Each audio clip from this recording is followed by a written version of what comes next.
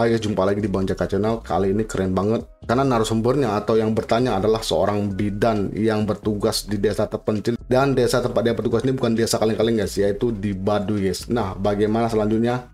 Langsung aja kita tonton bareng-bareng. Bismillahirrahmanirrahim. Assalamualaikum warahmatullahi wabarakatuh.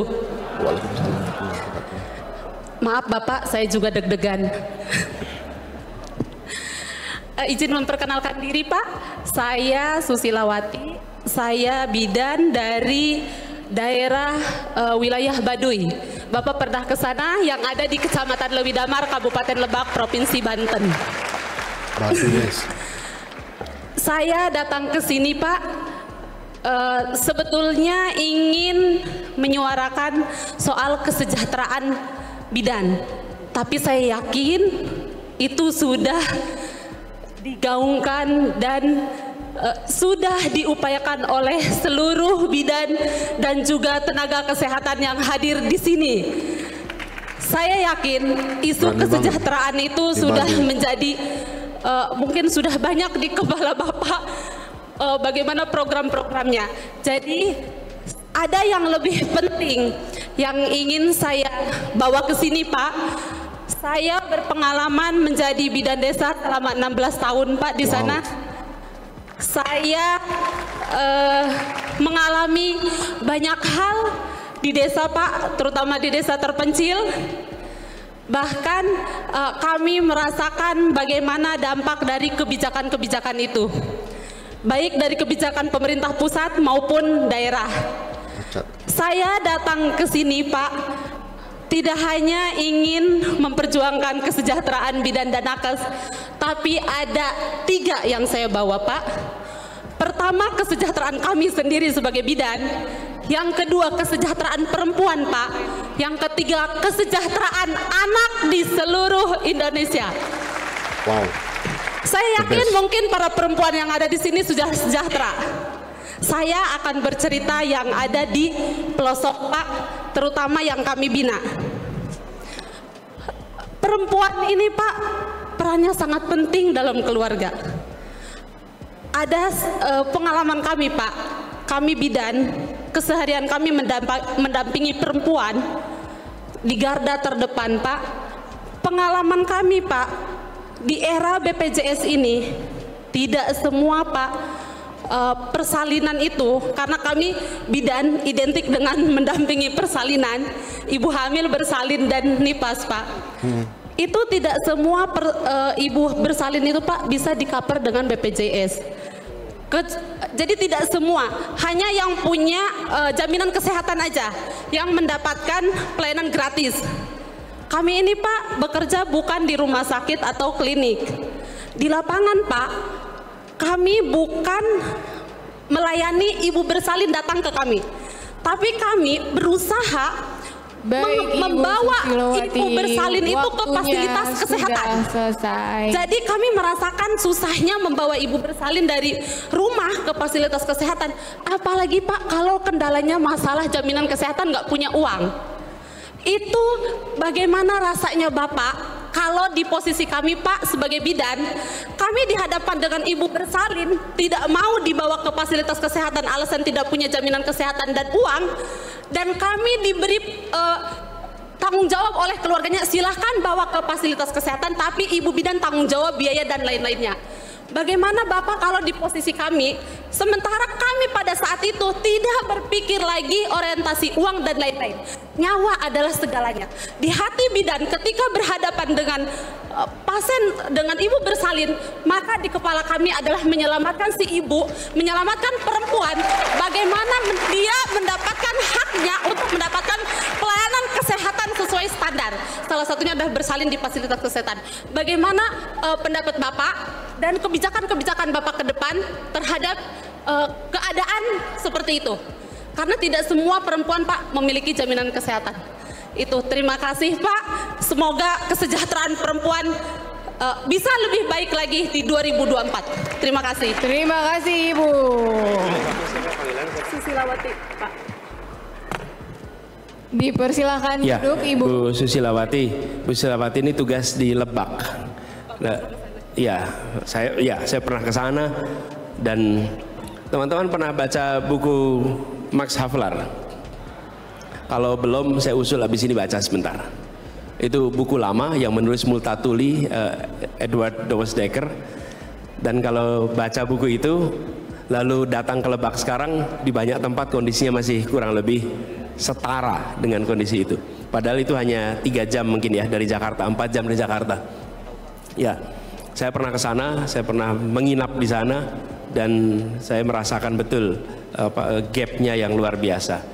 Dan kalau berada di tempat itu, maka kita tahu persis ketimpangan itu bukan hanya dengan yang pulau-pulau jauh, yang dekat dengan pusat perekonomian saja timpangnya luar biasa. Nah, jadi Bu Susilawati yang saya hormati, gini, Ibu tadi cerita tentang ibu hamil mau melahirkan perlu pelayanan tambahan, tidak punya jaminan kesehatan.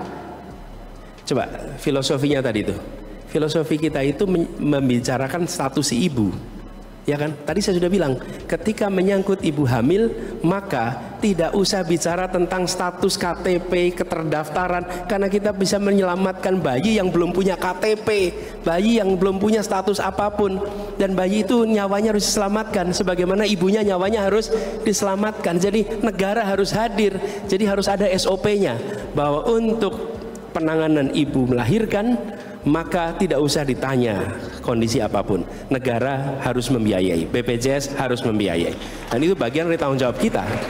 Karena kalau kita tidak lakukan itu, apa yang terjadi? Kita alpa terkait hal paling mendasar, menyelamatkan nyawa. Ini harus kita pegang sama-sama. Jadi kami melihat kebijakan pertama adalah soal mengcover untuk ibu hamil dan kondisi-kondisi di mana dia tidak punya jaminan kesehatan. Lalu yang kedua yang terkait dengan otomatis perlindungan perempuan di sini. Jadi kalau tadi Ibu bilang 3 soal ibu hamil, lalu Ibu bicara tentang bidan dan anak. Nah, bidan juga begitu. Menurut kami bidan ini perlu ada peningkatan kesejahteraan. Dan hari ini perhatian pada kita barangkali kurang ya Bu ya. Insya Allah itu nanti akan kita berikan perhatian lebih supaya lebih setara dengan profesi-profesi lain. Karena bidan ini juga yang senyatanya berada di ujung-ujung terdepan.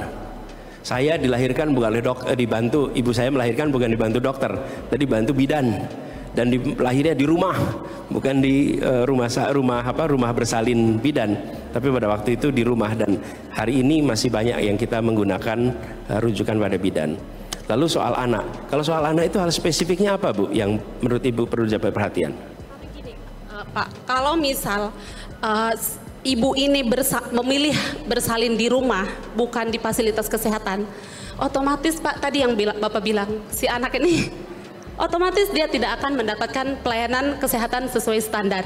Yang mana standar pada saat dia lahir Pak ke dunia ini, itu secara kebidanan ada yang harus segera didapatkan oleh si bayi, si anak. Itu Pak. Jadi kalau misal dia bersalin di rumah atau memilih tidak ke fasilitas kesehatan atau tidak diketahui kami bidan yang ada di desa, maka si anak otomatis tidak akan mendapatkan pelayanan kesehatan sesuai standar, di mana tadi Bapak di awal sudah mengatakan soal persoalan stunting 1000 hari pertama kehidupan. Maka kita akan kami pribadi sebagai bidan Pak, kami merasa berdosa terhadap anak itu karena 1000 hari pertama kehidupannya otomatis ada yang terputus. Di situ pelayanan-pelayanan yang harusnya segera didapatkan oleh si anak, maka akan ada yang ya, gini aja Bu, gini aja. Kita perlu bereskan aja nih sama-sama. Jadi menurut saya harus ada arah kebijakan yang komprehensif. Bahwa tadi kita bicara tentang stunting, itu artinya bicara tentang dari masa kehamilan sampai melahirkan 1000 hari pertama, dan kemudian memastikan bahwa anak tumbuh kembang dengan baik. Iya. Jadi itu harus satu paket. Iya. Bahkan kami melihat posyandu itu harus kembali menjadi prioritas utama dalam kebijakan-kebijakan kita Iya, Pak. di kampung-kampung di Iya. seluruh Indonesia. Iya, Pak. Karena posyandu ini terdepan Iya. dan kader posyandu didukung dengan Dasawisma PKK. Iya. Itu paling tahu kondisi keluarga-keluarga dan anak-anak kita. Iya, betul. Dan itu anak-anak. Tapi kalau sudah mengaktifkan posyandu, maka yang kedua harus diaktifkan juga posbindu. Iya. Supaya lansianya juga tertangani dengan Iya. baik. Sehingga kita bicara tentang promotif itu sesungguhnya bukan promotif yang parsial. Jadi itu satu kesatuan aja Bu ya. Jadi buat para bidan jangan sampai nggak nonton, apalagi bidan-bidan yang berada di pelosok guys ya, ini wajib nonton karena Desa Anis kali ini bisa menambah ilmu dan juga menambah pengalaman kita, karena kita langsung mendengar dari keresahan si pelaku ya, karena ibu ini adalah pelaku utama dari bidan yang berada di Baduy guys, bukan kaleng-kaleng kan, bukan desa pelosok sembarangan, tapi desa pelosok Baduy, karena Baduy itu susah banget guys, karena mereka itu nggak menerima teknologi. Jadi bagaimana cara ibu ini menanggulanginya, itulah guys. Jadi pengalaman ibu bidan ini lebih daging lagi guys dari pengalaman ibu bidan yang lainnya guys ya. Makanya para bidan wajib nonton ini guys. Bahkan semua bidan di Indonesia ini guys wajib nonton guys. Apalagi ibu muda ya kan, yang baru pertama melahirkan, ini juga harus nonton ya, jangan sampai ketinggalan ya. Nah bagaimana guys menurut pendapat kamu guys? Silahkan berikan tanggapan, sanggahan, opini dan kritik. Semoga bisa menjadi ilmu pengetahuan dan menambah pengalaman baru guys ya, dan menjadi referensi bagi yang lain ya atas tanggapan Anis ini. Oke, saya cukupkan videonya sampai sini dan sampai jumpa lagi di video selanjutnya. Assalamualaikum warahmatullahi wabarakatuh.